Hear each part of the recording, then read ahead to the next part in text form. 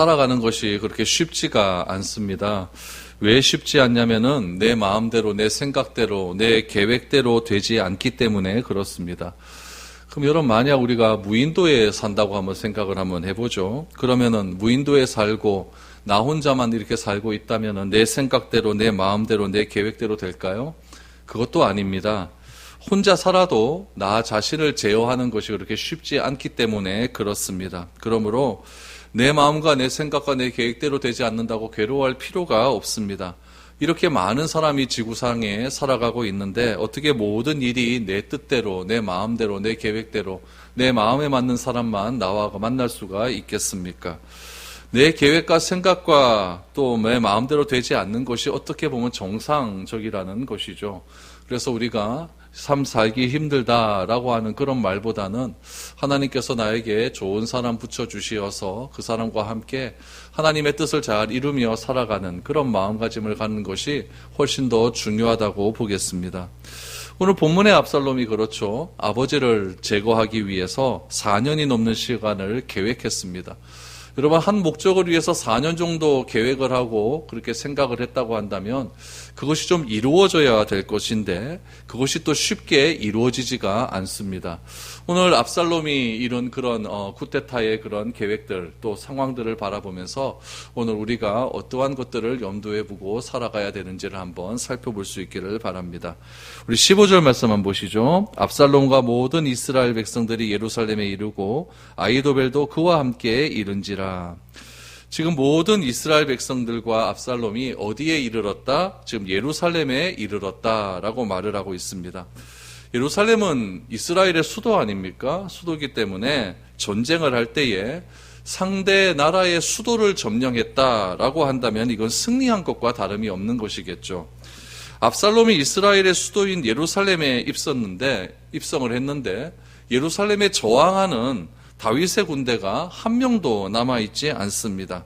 왜냐하면 다윗은 이미 다 피난을 갔기 때문에 그렇죠.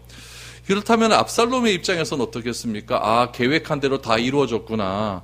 역시 내가 4년 동안 계획을 한 것인데 이 계획대로 다 이루어졌구나 라는 그런 생각을 했을 것입니다.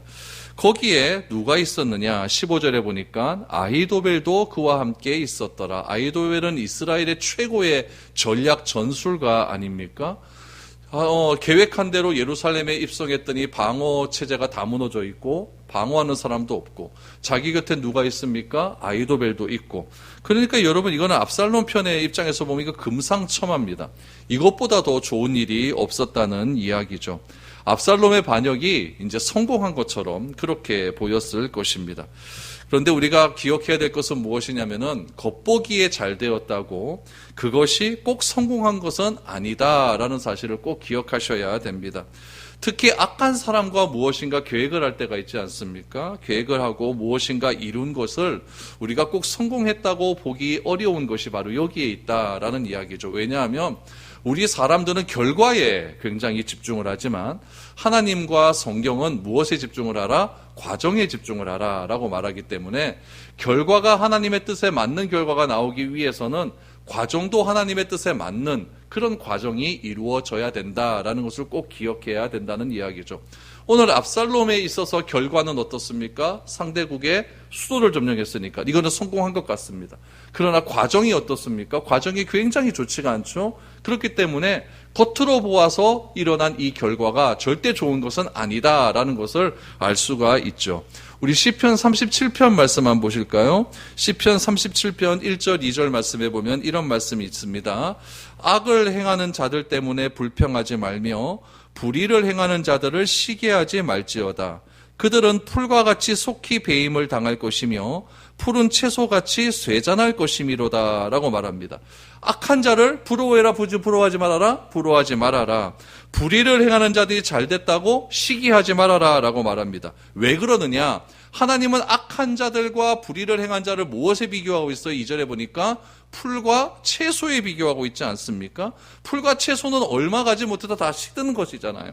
그래서 하나님께서는 악한 자들을 부러워하지 말고 불의를 행하는 자들과 자꾸 비교해서 나 자신을 자꾸 비하하지 말아라 라고 말을 하는 것이죠. 보이는 것이 전부가 아니다 라고 그렇게 말씀을 하고 있습니다. 오늘 본문 말씀 속에서도 압살롬은 성공한 것 같지만은 보이는 것은 전부가 아니었다. 그럼 그 내막에 어떤 일들이 있었는가? 이런 일들을 좀 살펴보아야겠죠. 지금 이스라엘의 아들 압살롬이 아버지 다윗을 향하여 반란을 일으킨 이유는 국가 정책이 실패해서 그거 아니에요. 경제적인 어려움? 그것도 아니에요. 외부의 침략이 있었다? 그것도 아닙니다. 아들 압살롬이 불법적으로 불의함으로 반란을 일으켰다라는 이야기죠. 그러면 백성들은 생각을 해야 됩니다. 불의한 압살롬 편에 서야 할 것인지, 그래도 하나님이 세우신 다윗의 편에 서야 될 것인지, 이거 잘 판단을 해야 될 것 아닙니까? 그렇죠? 이 이스라엘 백성들이 압살롬 편에 설까? 다윗의 편일까? 이것은 굉장히 중요한 일이라는 이야기죠. 오늘 본문의 아히도벨은 어떤 사람이었느냐? 다윗의 전략가였습니다. 다윗 편에 있었던 사람이었어요. 다윗 편에 있었던 사람이었는데 그가 저 상황을 딱 보니까 압살롬이 잘 될 것 같거든요. 그러니까 다윗을 배신하고 누구 편에? 압살롬 편에 쏙 쓰고 만 거예요. 아히도벨은 누구라고 했습니까? 밧세바의 할아버지라고 얘기했죠. 그러니까 이 밧세바하고도 좀 연관이 있는 그런 사람이었고, 그 시대에 예루살렘에 있는 족속들의 굉장히 덕망이 있는 그런 지도자였습니다. 그렇다면 왜 아히도벨이 압살롬 편에 섰을까? 여러분, 이것을 우리가 좀 잘 기억을 해야 돼요. 우리 이런 말 있잖아요. 한 번 배신한 사람은 또 배신한다. 이런 말 있지 않습니까? 아히도벨이, 한번 가만히 보세요. 아히도벨은 밧세바의 할아버지인데, 밧세바 집안이 무너진 거는 누구 때문입니까? 다윗 때문이잖아요. 그렇죠? 그러면 아히도벨이 생각을 하는 거예요. 가만히 생각을 해보니까 처음부터 다윗이 그렇게 마음에 들어서 다윗 편에 있었던 건 아닌 것 같습니다. 그럼 왜 다윗 편에 섰을까요? 지금 다윗 편에 서면은 자기가 좀 잘 될 것 같으니까. 지금 다윗 편에 서면은 자기가 정치적으로 굉장히 좀 덕망이 있고 자기의 시대가 좀 더 많이 갈 것 같으니까 다윗 편에 딱 서게 되는 것이죠. 다윗 편에 있는 것이 요즘 말로 하면 출세길이 열릴 것 같다고 길을 그렇게 잡은 것입니다. 그런데 상황을 가만히 보니까 다윗은 피난길에 갑니다. 압살롬이 예루살렘으로 들어와요. 그러면 이 아히도벨 입장에서 보면 다윗 편에 서는 것이 내 출세에 맞겠는가? 압살롬 편에 서는 것이 출세에 맞는 것과 이것을 또 비교할 것 아닙니까? 가만히 생각해 보니까 누구 편에 서는 게 나아요? 압살롬 편에 서는 게 낫죠. 그러니까 아히도벨은 잽싸게 또 압살롬 편에 서가지고 압살롬의 전략가가 되었다라는 이야기죠. 여기서 알 수 있는 사실이 있어요. 왜 배신할까요, 사람이요? 배신하는 이유는 나에게 있는 것이지 상대방에게 있는 것이 아니라는 이야기죠. 끝까지 배신하지 않는 사람은 다윗과 함께 끝까지 갑니다. 오늘 본문에 나오는 후세도 다윗한테 갔던 사람 아닙니까? 갔는데 다윗이 후세에게 압살롬에게 가서 이 압살롬이 어떻게 하는지 정보를 나에게 달라라고 전략적으로 후세가 압살롬에게 간 것 아닙니까? 그러니까 배신을 한다라고 하는 것은 그 책임은 다 나한테 있는 거예요. 나에게 유리한가 불리한가 그것을 바라보고 요 편에 섰는가 저 편에 섰는가 이렇게 판단을 하는 것이지 그 사람 때문에 내가 배신을 한다. 이것은 절대 아니다라는 이야기죠. 나의 이해득실에 따라서 배신을 하고 안 하고가 남겨져 있다라는 이야기죠. 그래서 많은 사람은 생각을 하는 거죠. 압살롬이 예루살렘 성에 들어갔고 그 옆에는 누가 있습니까? 이스라엘 최고의 전략가 아히도벨도 있으니까 겉보기에는 압살롬의 반란이 성공했다 성공 안 했다? 성공했다라고 이렇게 보는 것이죠. 그러나 성경은요, 눈앞에 있는 결과를 가지고 옳고 그름을 절대 판단하지 않는다라는 것을 우리가 잘 기억해야 된다는 사실입니다. 그래서 우리가 주변에 살아가면서도 저 사람은 성공한 것 같아, 저 사람은 잘 된 것 같아, 저 사람은 예수 안 믿는데도 어떻게 저렇게 잘 돼? 이런 거 갖고 여러분 부러워하거나 여러분 비교할 필요가 없다는 이야기죠. 악인은 다 어떻게 된다? 풀잎과 같고 제소와 같기 때문에 다 무너질 수밖에 없다라는 이야기죠. 그래서 우리가 끝까지 하나님을 신뢰하고 하나님을 배신하지 말아야 되는 이유가 어디에 있느냐? 하나님은 변하지 않는 분이고 하나님은 이해 득실에 따라서 우리를 선택했다 버렸다 이런 분이 절대 아니기 때문에 그렇다라는 이야기죠. 한 번 나에게 온 구원은 절대 하나님은 놓지 않습니다. 그러므로 내가 조금 잘못해서 내가 흔들리는 것이지 하나님이 나를 배신하는 법은 있다 없다? 절대 없습니다. 내가 하나님을 배신할 뿐이죠. 이것을 잘 기억했으면 좋겠습니다. 지금 상황은 이런 상황입니다. 압살롬이 이긴 것 같다. 옆에 아히도벨도 있다. 그때 다윗의 친구 후세가 압살롬을 찾아옵니다. 요거는 진짜 온 것이 아니라 전략적으로 온 겁니다. 여러분 16절 이하를 보시죠. 다윗의 친구 아렉사람 후세가 압살롬에게 나아갈 때 그에게 말하기를 왕이여 만세 왕이여 만세 하니 압살롬이 후세에게 이르되 이곳이 내가 친구를 후대하는 곳이냐 내가 어찌하여 내 친구와 함께 가지 아니하였느냐 하니 의심하죠. 후세가 압살롬에게 이르되 그렇지 아니하니이다. 내가 여호와와 이 백성 모든 이스라엘의 택한 자에게 속하여 그와 함께 있을 것이니이다. 또 내가 이제 누구를 섬기리이까? 그의 아들이 아니니까 내가 전에 왕의 아버지를 섬길 것 같이 왕을 섬기리이다. 라고 이렇게 이야기를 합니다. 압살롬이 후세를 찾아왔어요. 후세를 찾아와서 왕이여 만세 왕이여 만세 막 이렇게 했다는 이야기죠. 그러니까 이 압살롬이 똑똑해요. 의심부터 하지 않습니까? 네 진짜 나 찾아온 거 맞아? 네 친구 안 따라가고 왜 나 찾아왔어? 이렇게 대번에 말을 하지 않습니까? 그랬더니 오늘 본문 말씀을 다시 한번 보십시오. 16장 18절 후세가 압살롬에게 이르되 그렇지 아니하나이다. 이게 중요해요. 내가 여호와와 이 백성 모든 이스라엘의 택한 자에게 속하여 그와 함께 있을 것이니이다. 라고 이야기를 합니다. 여러분 반란을 해요. 반란이 일어나요. 그리고 반란에 성공을 합니다. 성공을 하면 가장 먼저 생각하는 것이 무엇이냐면은 내가 저지른 이 반란이 법적으로 맞느냐 안 맞느냐 이게 굉장히 중요한 거예요. 내가 저지른 반란이 법적으로 맞지 않다고 한다면은 내가 그 정권을 잡아도 백성들이 따르지는 않아요. 법적으로 잘못된 거니까. 그런데 내가 저지른 반란이 법의 보호를 받게 된다면은 백성들에게 할 말이 있는 거죠. 나는 법대로 했다. 이러면 그만이에요. 그럼 이스라엘에게 있어서 법은 뭡니까? 첫 번째는 하나님, 두 번째는 백성입니다.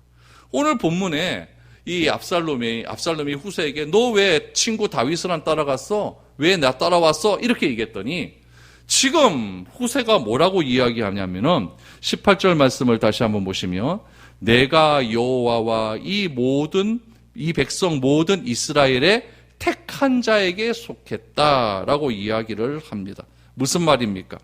압살롬이 이스라엘의 왕이 되었다라고 하는 것은 법적인 인정을 받아야 되는데 그것을 후세가 압살롬에게 뭐라고 이야기하느냐?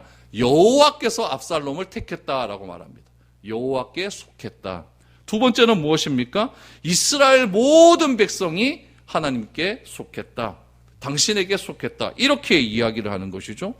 여러분, 압살롬이 제일 듣고 싶어하는 말을 누가 합니까? 후세가 딱 하는 거예요. 후세가 딱 하는 거죠. 압살롬은 자기가 저지른 게 잘못인 줄 알아요. 그럼에도 불구하고 누구에게 인정을 받고 싶으냐? 하나님께 인정받고 싶죠.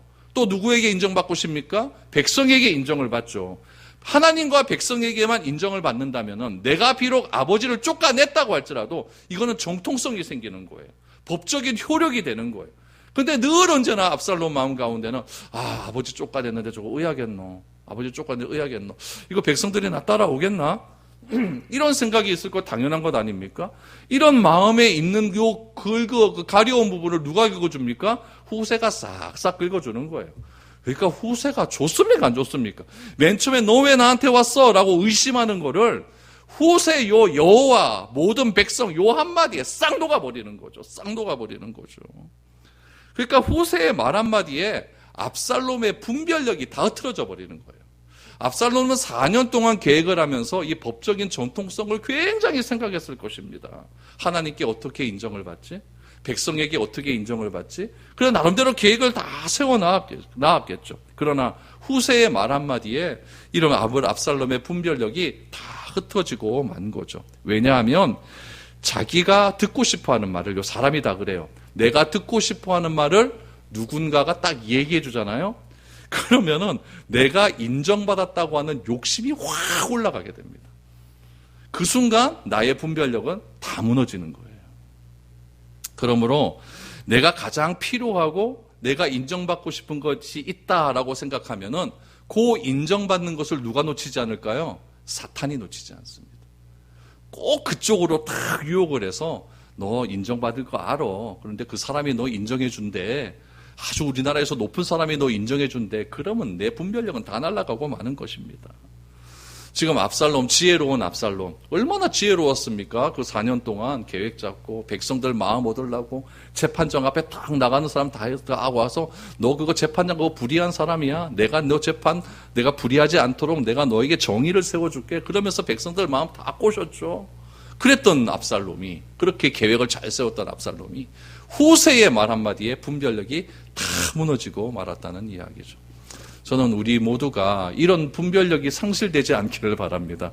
저도 그렇고 여러분도 그렇고 누군가에게 인정받는다는 것은 굉장히 좋은 일입니다. 그러나 그 인정받는다는 그 말 한마디 때문에 하나님께 선택받고 하나님으로부터 사랑받는 우리가 분별력이 다 무너져 버린다면, 하나님의 말씀을 다 무너져 버린다면 그것만큼 안타까운 일이 어디 있겠습니까? 오늘 압살롬에게서 우리는 이러한 것들을 배울 수가 있는 것입니다. 20절, 21절을 보십시오. 이런 상황 속에서 압살롬이 이제 아히도벨에게 이야기를 합니다. 압살롬이 아히도벨에게 이르되 너는 어떻게 행할 계략을 우리에게 가르치라 하니 아히도벨이 압살롬에게 이르되 왕의 아버지가 남겨두어 왕궁을 지키게 한 후궁들과 더불어 동침하소서. 그리하면 왕께서 왕의 아버지가 미워하는 바 됨을 온 이스라엘이 들으니 왕과 함께 있는 모든 사람의 힘이 더욱 강하여지리이다 하니라 라고 말합니다. 압살롬은 지금요 천군 만마를 얻은 것 같아요. 예루살렘 성 점령했죠. 아히도벨 옆에 있죠. 후세로부터 법적인 인정도 받았다는 그런 이야기를 들었죠. 그러니까 이거는 굉장히 지금 막 들떠있는 상태입니다. 들떠있는 상태에서 자기의 최고의 전략가 아히도벨에게 말합니다. 이제 내가 어떻게 해야 되느냐, 내가 어떻게 나라를 다스릴 수 있겠느냐라고 말을 하죠. 그런데 아히도벨이 제일 처음으로 압살롬에게 내린 명령이 무엇이었냐면, 계략이 무엇이었냐면은 아버지의 후궁과 동침해라 이거였어요. 다윗이 피난을 가면서 후궁 몇 명을 남겨두었죠? 10명을 남겨두었다는 것 아닙니까? 10명을 남겨둔 이유가 무엇입니까? 내가 반드시 예루살렘으로 돌아오겠다. 가족을 남겨둔 것은 그래도 내가 완전히 도망간 것이 아니라 돌아오겠다라고 하는 의지적인 그런 결단을 백성 앞에서 보여주는 그런 행위 아닙니까? 근데 실질적으로 여자 10명에서 무슨 후궁을 지킬 수가 있겠습니까? 이건 아무것도 지킬 수가 없는 거예요. 그런데 아히도벨이 처음으로 압살롬에게 한 말이 무엇이냐? 아버지의 후궁과 동침해라.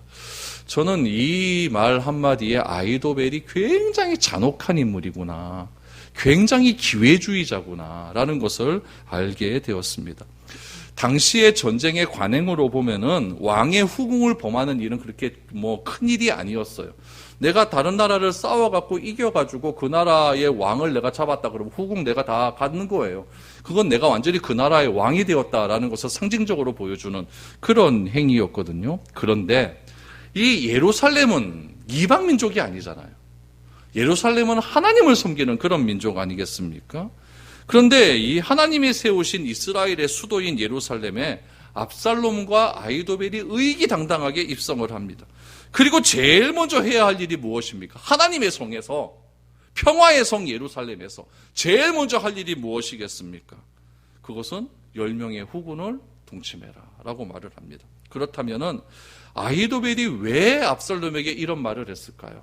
몇 가지 이유를 한번 살펴봐야 됩니다. 첫 번째 이유는 무엇이냐면은 아히도벨의 정치적인 입장 때문에 그렇습니다. 이 말을 잘 들어보시기 바랍니다.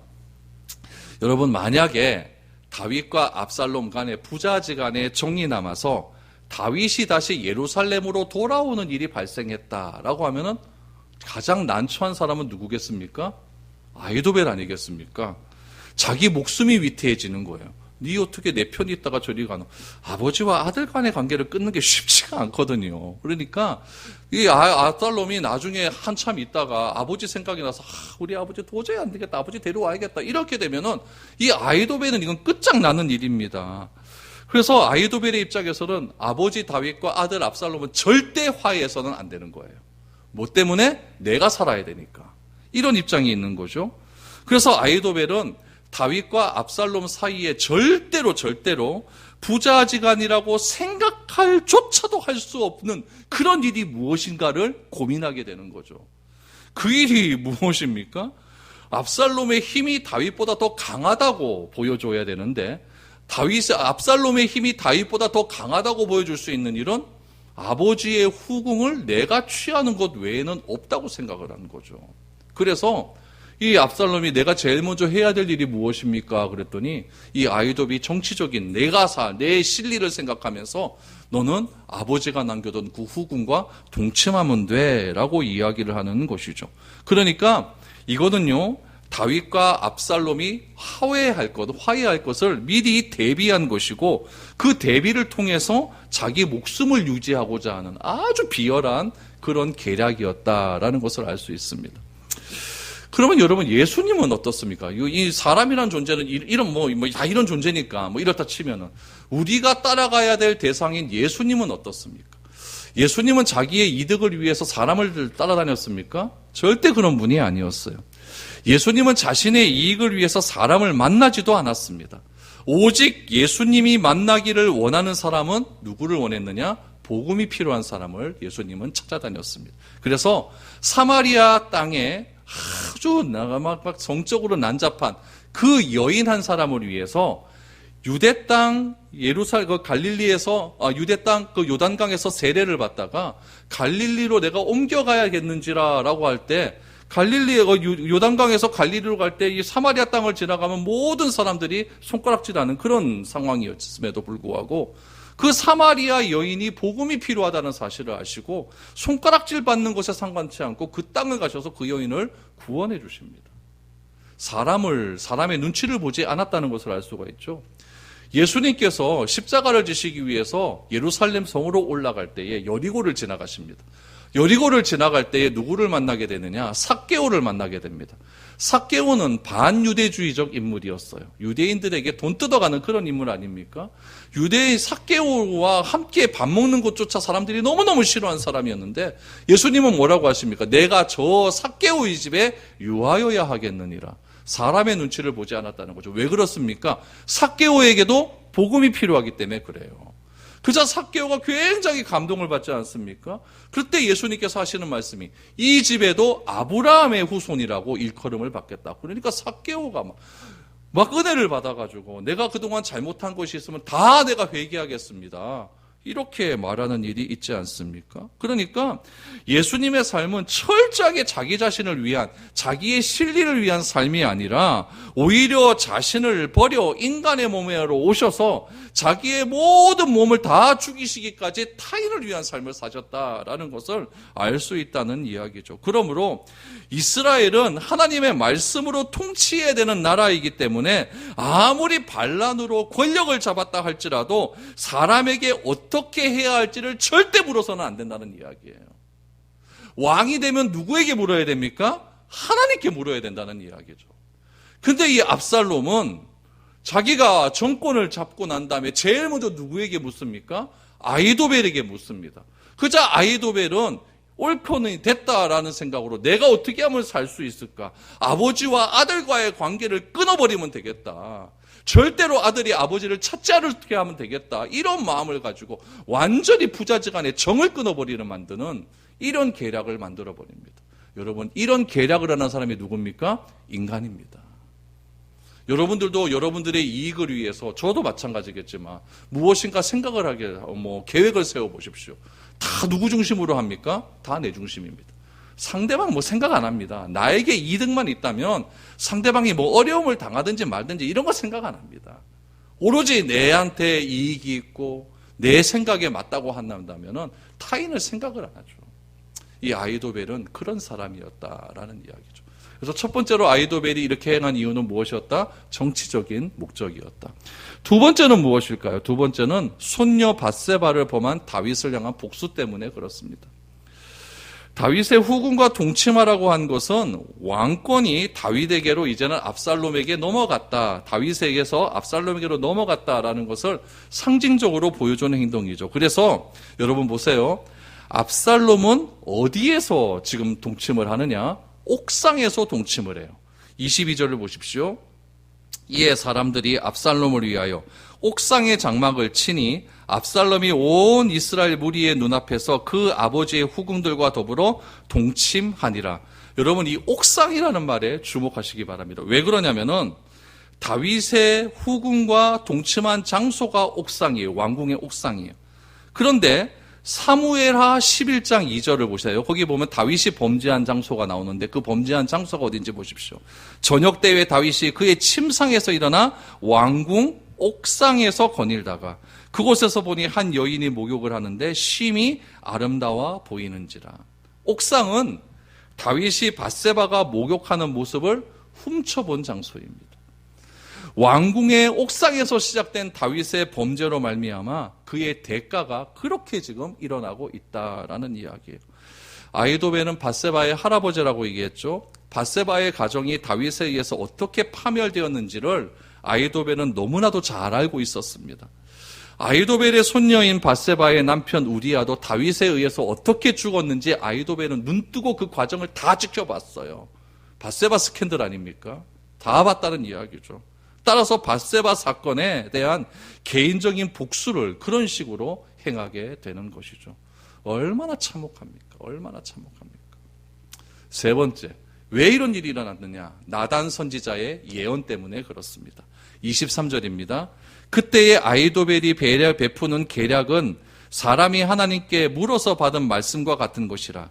아히도벨의 모든 계략은 다윗에게나 압살롬에게나 그와 같이 여겨졌더라 라고 말합니다. 보세요. 하나님은 나단 선지자를 통해서 다윗은 은밀하게 밧세바를 범했지만 다윗에게는 대낮에 이런 일을 당할 것이라고 말씀하셨습니다.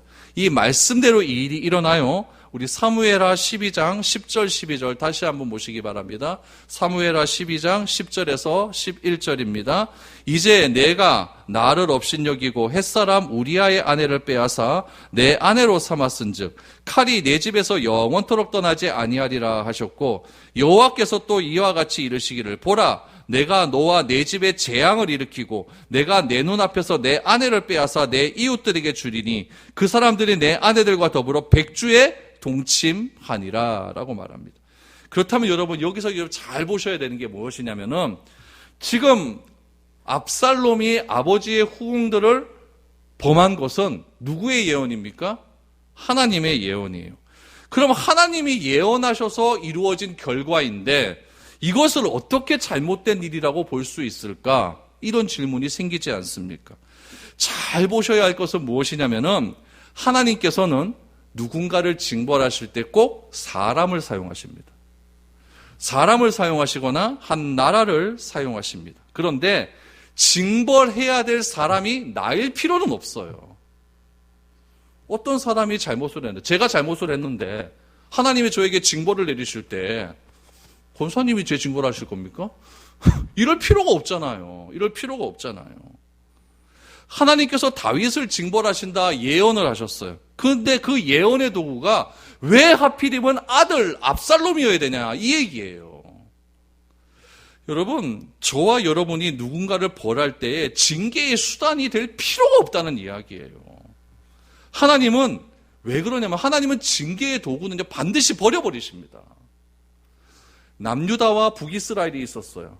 얘네들이 말 잘 들었습니까? 말 안 들었습니까? 말 안 들었어요.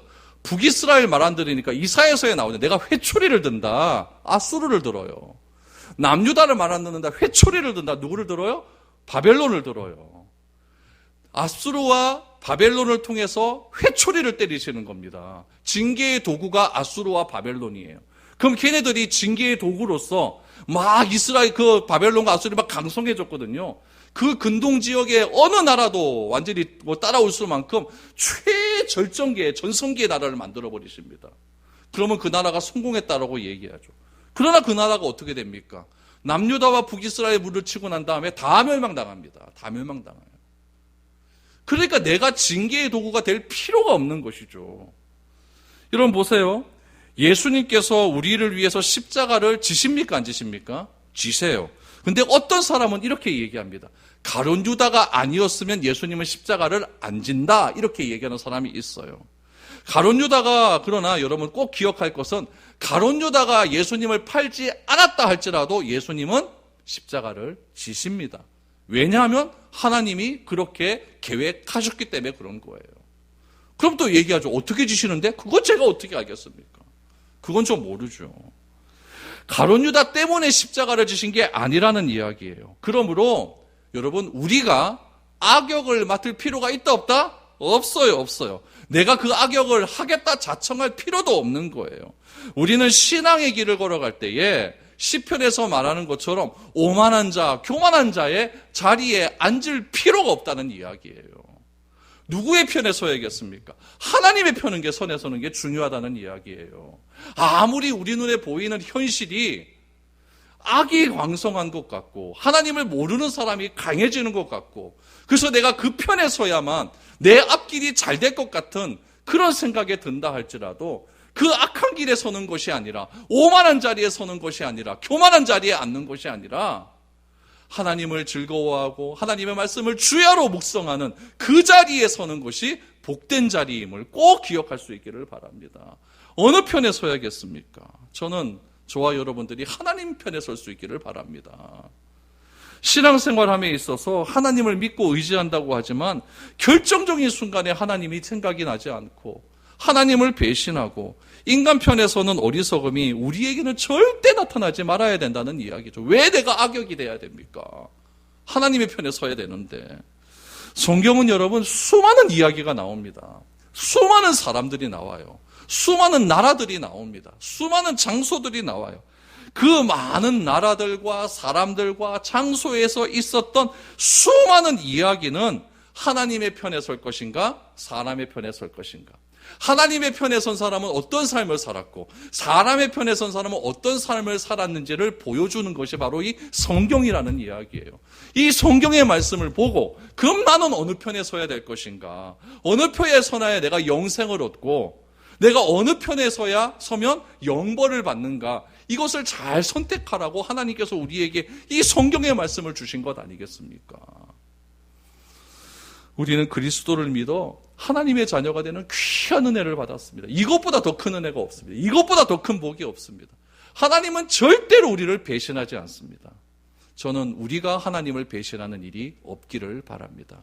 아이도벨처럼 나 자신의 이익과 나 자신의 잘됨과 나 자신의 출세 때문에 하나님의 편에 선 다윗을 저버리는 것이 아니라 암만 하나님의 편 다윗이 힘들고 어렵고 상황 보기에 괴로운 삶을 산다 할지라도 그 하나님의 편에 선 사람을 하나님과 함께한 그 사람과 끝까지 함께 갈 수 있기를 바랍니다. 이것이 그리스도인의 당연한 삶이라는 이야기죠. 그래서 바른 신앙의 길이라는 사실이 바로 하나님의 은혜를 우리가 선택해 가는 것이다 라는 것을 꼭 기억하시고 하나님의 편에 설 수 있기를 바랍니다. 사람의 편에 서지 마시고 하나님의 편에 서서 하나님과 함께 동행하며 끝까지 주님의 길을 걸어갈 수 있는 저와 여러분들의 삶이 될 수 있기를 축복드립니다.